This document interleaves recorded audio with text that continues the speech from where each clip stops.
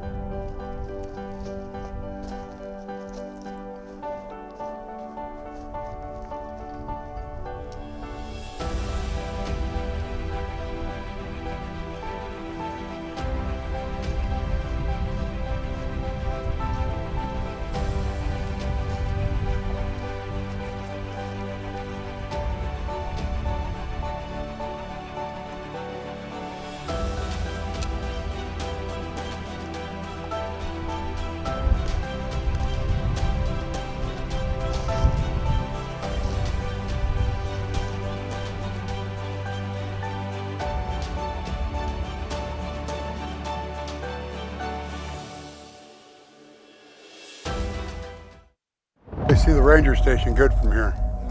Yeah, that fire lookout tower on top of that mountain, even with the smoke, it seems to cut through it. You're right about it. You can see imagery real good in the distance.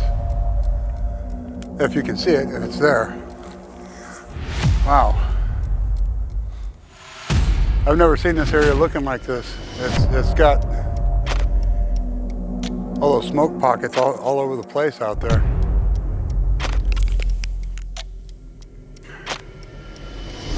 Now, as I was looking off in this direction, this is the direction that those craft were coming up over the top of us.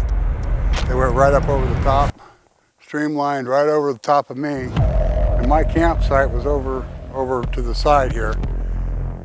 We were all set up through here, and when we saw these craft coming towards us, you all of a sudden you felt this intimidation. You knew that this wasn't something that was the Air Force, it wasn't the Sheriff's Department. You knew that you just seen it come out of the side of that mountain. And then 4 more right after that, So we watched these things go over the top of us. And it was just moments later, after all of that coming from right over the top of Hamner Butte, come Starlink. It come right over the top of us and just slowly appeared. Now that actually kind of spooked us because we weren't exactly sure of what we were seeing coming from this side, but then we knew exactly what that was because everybody had already explained it. The whole line of satellites going over your head. We had an absolute perfect visual knowing the difference between the two. These guys were miles apart. They were in the exact same line. This line follows and it tracks all the way over the top of this. It's literally right off the side of Diamond Peak, over by Diamond Lake on the other side of this mountain here. And then it tracks directly over the top from Diamond Peak area to Paulina Peak. And once you get to the Paulina Peak area, that's where we've got the guides at the top. I believe that that's like a marker for all these craft, so they know exactly what direction to go. Sometimes these craft, when they come over the top of you, it's almost like they're floating in the wind. Other times they're moving so fast that you literally would have to slow down video imagery, and even then you're only going to see it in part of a frame. They move so fast. It's like it's pretty quick at 22 miles per second. And that's usually why we don't see them. They move so fast. And then when you start looking around this area, you realize that this whole volcano here, I mean, you're on top of a massive volcano coming out the side of a giant butte with lava flows that are 60 foot tall. And you realize that there's a fracture here in the earth. And I firmly believe that the aliens that are in these craft, they live inside of these volcanoes all the way up and down the Cascade Mountain Range. Every volcano that you see, as far as I'm concerned, is a hive to them. And they're using what Dr. Nathaniel Rosen grabbed from Dr. Einstein's theory of relativity, and that he created what's called the Rosen Bridge, which is a thin wall wormhole. They're starting to show that you can start to create these thin wall wormholes through speed. Simply just by adjusting your speed, you can do this. CERN up in Geneva, they have the particle accelerator, the Hadron Collider, and they're moving things just under light speed. They're pushing these particles. We know how to do what we're seeing in the skyline here. We know exactly how to do it. The problem is we're doing it on the level of a particle. And once we figure out how to put a guy inside that little particle, we're going to be doing the same thing these guys are doing. There's only one way we got this technology. Somewhere along the way, the governments of the world had to have some type of conference with these things to know exactly how to make a particle move that fast. The fact that particles, even when you collide them, you can have the boson Higgs. Poof, all of a sudden you've got planetary, you